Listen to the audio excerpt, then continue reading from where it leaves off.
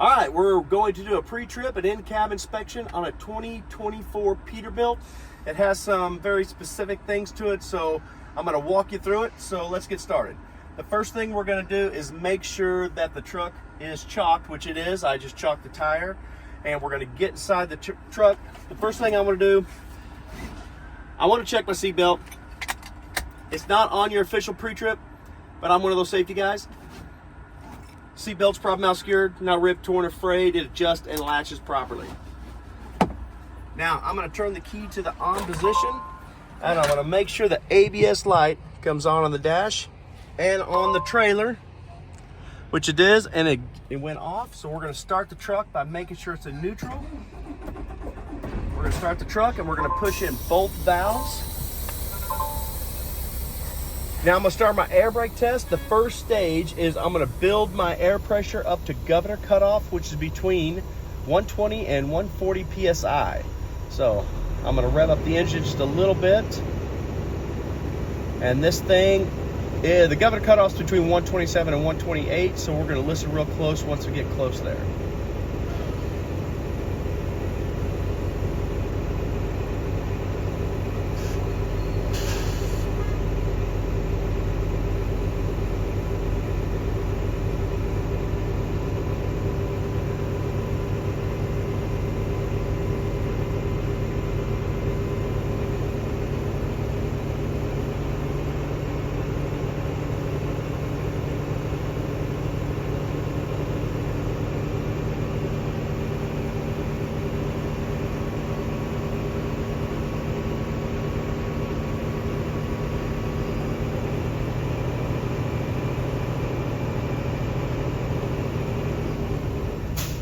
And there was my governor cutoff.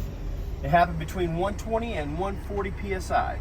So the next stage I'm going to go to is I'm going to turn my truck off, turn the key back to the on position, and I'm going to fully depress my brake.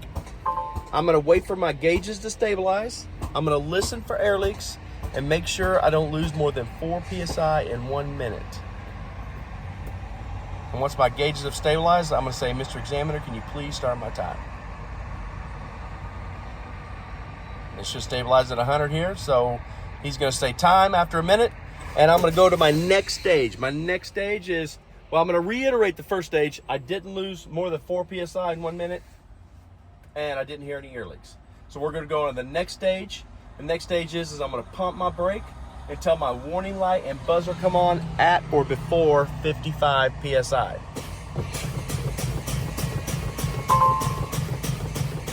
There's my primary. And there's my secondary. Both these need to be in the red.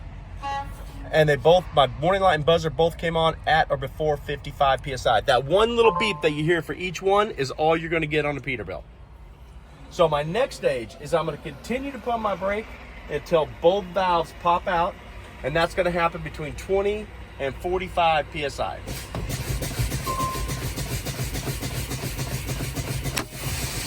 So both valves popped out between 20 and 45 PSI. Now I'm going to start the truck. I'm going to go outside and get my chalk.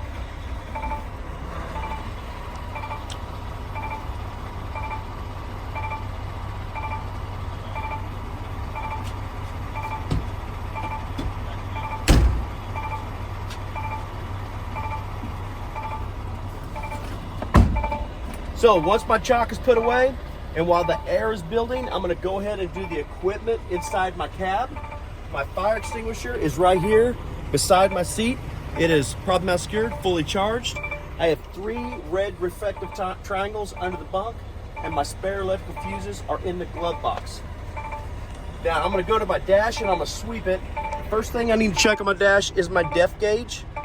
It is working properly. Then I'm gonna sweep the dash over here to the heat and defrost, and they are both working properly. And then I'm going to come back to my steering column. I'm going to come up and do my left turn signal, my right turn signal, my high beams, and this is my 4-way flashers right down here. They're all working properly. I'm going to keep coming up to my city horn and my air horn. They're both working properly. And my windows, my mirrors, and my windshield They're all propped mount secured, not cracked, bent, or broken. They're free of obstructions, and my mirrors are clean and adjusted to me. Now this sleeve right here is you're going to push in, and that is going to spray your windshield wiper fluid. So my windshield wiper blades, prop mount secured, not cracked, bent, or broken. There's no signs of dry rot, and the blades and the fluid operate smoothly. Now at this point in time, you should be above 100 PSI. So now you can do a tug test. I'm gonna do a tug test on my tractor and my trailer. First thing I'm gonna do is push in my parking brake, put it in drive,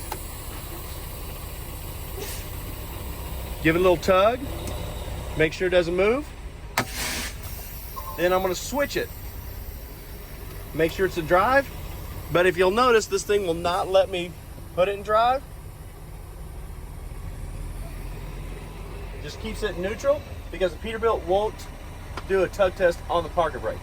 So you just gotta let the examiner know that. So then I'm gonna push both of them in. I'm gonna drive 5 miles an hour. I'm gonna apply my service brake and then make sure it don't pull left or right.